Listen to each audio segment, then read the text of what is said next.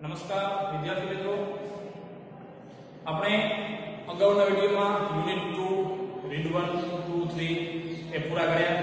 સપ્લિમેન્ટરીમાં હજી એક વિડિયો તમારે જોવાનું બાકી છે, યાદ તમને મળી જશે. એમાં કોર્સ છે પૂરો થઈ જશે. ત્યારબાદ આપણે 27 તારીખથી ટેસ્ટ ચાલુ થાય છે.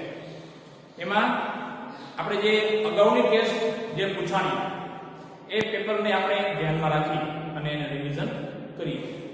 અને રિવિઝનમાં મોસ્ટલી જે સેક્શન એ છે એમાં ગ્રામર થોડું વધારે પૂછાય છે. એટલે આપણે એ પેપરમાં જે પૂછાણું હતું, આ પેપર જે છે એ યુનિટ 1 નું છે, જે તમે એક્ઝામ આપી ચૂક્યા છો તે. એટલે આવનારી પરીક્ષામાં પણ કદાચ આ પ્રકારનું પૂછાય, આ પ્રકારના પેપર સ્ટાઇલ હોય તો તમને સહેલું પડે કે ધ્યાનમાં રાખીને આપણે આ રિવિઝન કરીશું. બાકી જે ટેક્સ્ટ બુક છે એમાં તો તમે યુનિટમાં તમે યોગ્ય બરાબર ધ્યાન આપીને તમે ભણશો તો તમને ક્વેશ્ચન આન્સર છે એ આવડી જશે. ટ્રુ ફોલ્સ છે, ટ્રુ ફોલ્સ ખાસ ટ્રુ ફોલ્સ. પછી જે બીજો પ્રશ્ન છે find out and write the nearest meaning, એ પણ ટેક્સ્ટ બુકમાંથી જશે વિદ્યાર્થી મિત્રો. એટલે ખાસ આ પ્રકારના જે પ્રશ્નો છે એ ખાસ ટેક્સ્ટ બુકમાં છે. અને આપણે એક બીજું યુનિટ છે, વધારે કોર્સ પણ આપણો લાંબો નથી. એટલે યુનિટ 2 માં જે 3 રીડ છે, 2 એક પોઈન્ટ છે અને 2 છે એ આપણે એક યુનિટ છે. એટલે ખાસ એ ધ્યાન રાખજો. હવે આ ટેસ્ટ 25 માર્કનો વિષય જે તમને ખબર જ છે. અને એમાં જે પ્રકારના પ્રશ્નો અગાઉના ટેસ્ટમાં પૂછ્યા હતા એ પ્રશ્ન આપણે અહીંયા પાછા ભણશું. એમાં સેક્શન A ટ્રુ ફોલ્સ છે, 3 માર્કના. એ તો યુનિટ ચેન્જ થશે એટલે ટ્રુ ફોલ્સ પણ આ યુનિટના હશે, ખાસ તમે ધ્યાન રાખજો. પછી 4 5 અને 6 એ છે નિયરેસ્ટ મીનિંગ. નિયરેસ્ટ મીનિંગ છે એ ટેક્સ્ટ બુકમાંથી પૂછાશે. આપણે જે ગ્લોસરી છે નવનીતમાંથી અથવા ટેક્સ્ટની જે ગ્લોસરી સ્પેલિંગ છે એમાંથી તમને આ પ્રકારના પ્રશ્નો અથવા કોઈ યુનિટમાંથી પણ કોઈ વચ્ચે એક શબ્દ છે એ મૂકી શકે. એટલે ખાસ એ બધી તૈયારી કરવી. હવે આ વખતે જે પૂછાણું હતું, ચોથો પ્રશ્ન જે છે કોપ. શું છે કોપ? એટલે કટ. અરુણમાં સિન્હા જ્યારે એ પાટા ઉપર પડી જાય છે, એનો પગ કપાય છે, કોપ ત્યાં સ્પેલિંગ આવે છે. તો એમાં 3 શબ્દ છે, પુટ, શટ અને કટ. પુટ એટલે મૂકવું, શટ એટલે બંધ કરવું અને કટ એટલે કાપવું. એટલે શું છે જવાબ? કટ. તો આવી રીતે આવા જ બીજા પ્રશ્ન છે કે આવતી ટેસ્ટમાં પૂછાશે. પછી 4 5 અને 6 એ પ્રકારે છે. 7 8 9 અને 10 આ ખાસ વિદ્યાર્થી મિત્રો આ થોડું સમજવા જેવું છે. તમને જો લોજિકથી આને કરશો તો તમને આવડી જશે. એ 4 પ્રશ્ન છે, એમાંથી તમને પેલા જે પ્રશ્ન પરફેક્ટ આવડતું હોય ને એ તમારે પેલા લખવું. 7 8 9 અને 10. ફોર એક્ઝામ્પલ તમને 9 પ્રશ્ન આવે છે, 9 છે પ્લીઝ હેલ્પ મી. પ્લીઝ છે એટલે તમને ધ્યાન આવે કે રિક્વેસ્ટ કરે છે, એટલે 9 છે એમાં રિક્વેસ્ટ કરી નાખી. પછી બીજો પ્રશ્ન તમને એવું હોય કે ભૂતકાળ દર્શાવે છે તો કન્ડિશન ઇઝ ધ પાસ્ટ અથવા કોઈ યુઝડ ટુ નાથી કહેવાય.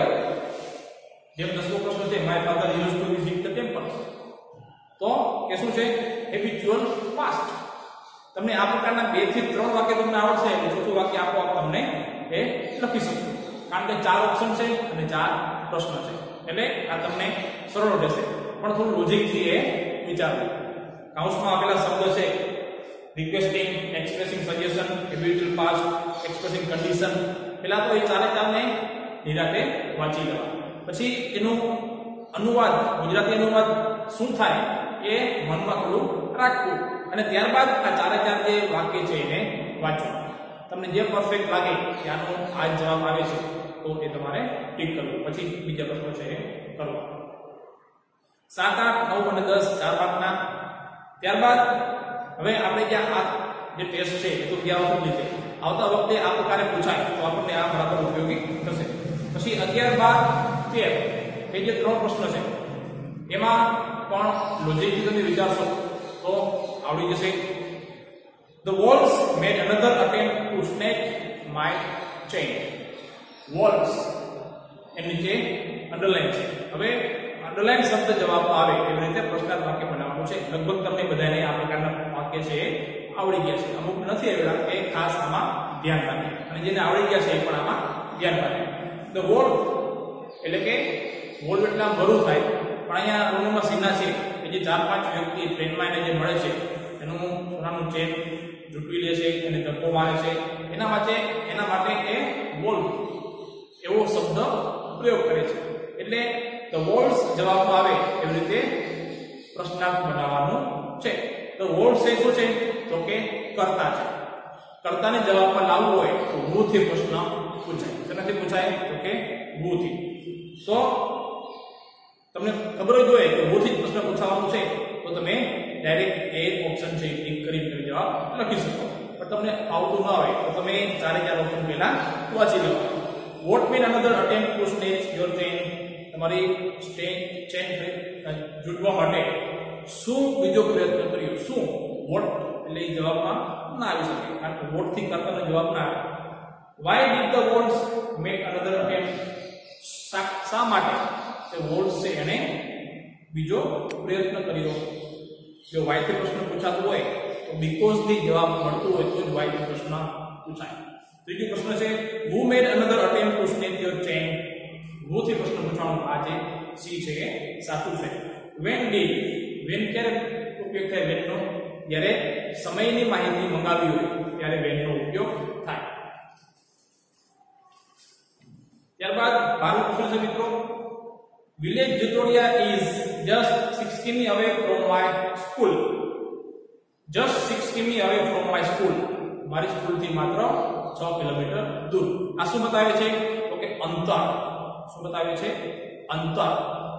અંતર પૂછવા માટે શેનો ઉપયોગ થાય તો કે how far કેટલું લાંબુ અથવા કેટલું દૂર how long એ પણ જો કોઈ મીટરમાં આપેલું હોય તો how long ઉપયોગ થાય 6 મીટર અથવા ગમે તે 10 મીટર તો how long એનો ઉપયોગ થાય where is Jitodia ક્યાં છે તો Jitodia એડ્રેસ નથી આપેલું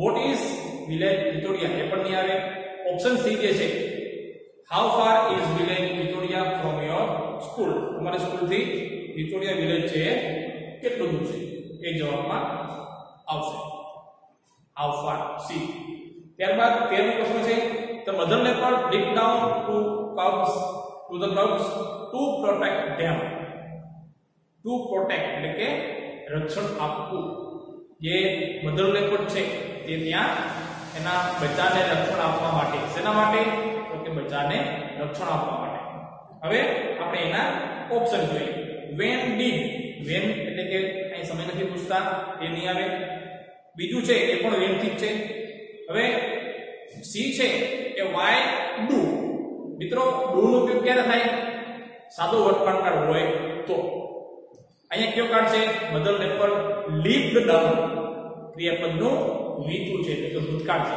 ભૂતકાળમાં શેનો ઉપયોગ થાય તો કે ડીડ એટલે તમે ડાયરેક્ટ જોઈ do નો ઉપયોગ ના થાય તમે ડીડ ડાયરેક્ટ મૂકો તમને એ વાક્ય છે એ સાચું પડે જો આ પ્રકારના ડીડના પણ બે વાક્ય હોય તો આગળ વાક્ય રચના પ્રમાણે કયું વાક્ય સાચું છે એ તમારે જોવું why did the mother leopard dip down to the cubs મિત્રો ત્યારબાદ સેક્શન બી માં પેરેગ્રાફ છે એમાં કંઈ આપણે નહીં કરશું પણ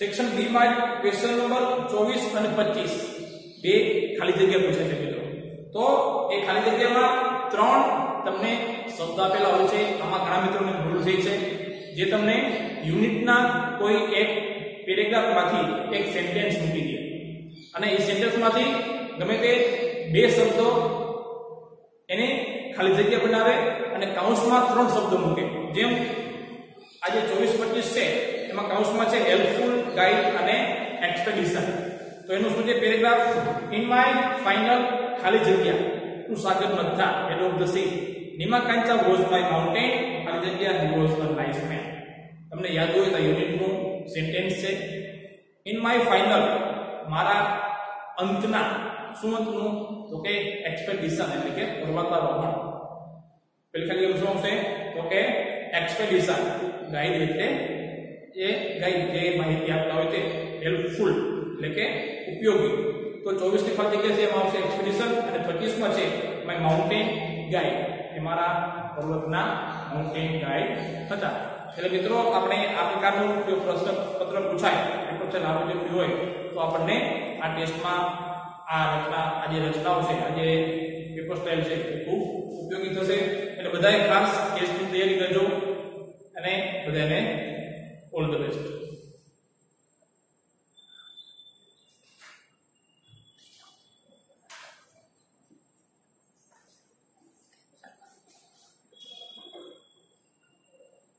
Thanks.